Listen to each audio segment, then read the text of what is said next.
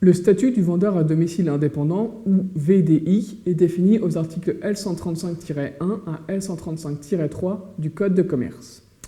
Le VDI effectue des ventes de produits ou services par démarchage auprès de particuliers, soit en porte-à-porte, soit en réponse à une demande expresse et spontanée d'un client à l'exclusion de tout démarchage par téléphone.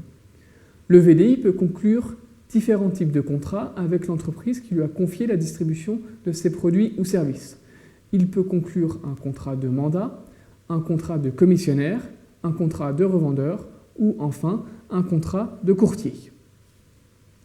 Le VDI étant indépendant, il est libre dans l'organisation de son entreprise et peut, par exemple, conclure des contrats avec différentes entreprises dès lors que celles-ci ne sont pas concurrentes. Le contrat de VDI peut prévoir que le vendeur réalisera des prestations de services visant au développement et à l'animation du réseau de VDI.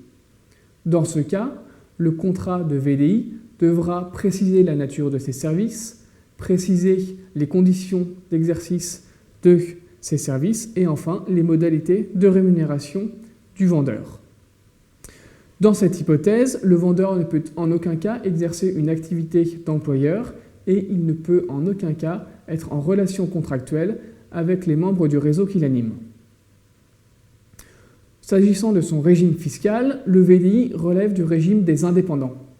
Il relève donc du régime des BNC, les bénéfices non commerciaux, s'il est un mandataire, et il relèvera au contraire des bénéfices industriels et commerciaux, les BIC, s'il est un acheteur-revendeur, s'il est un commissionnaire ou s'il est un courtier.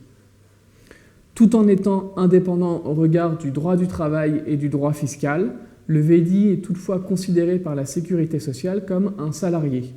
Il sera donc rattaché au régime général de la sécurité sociale.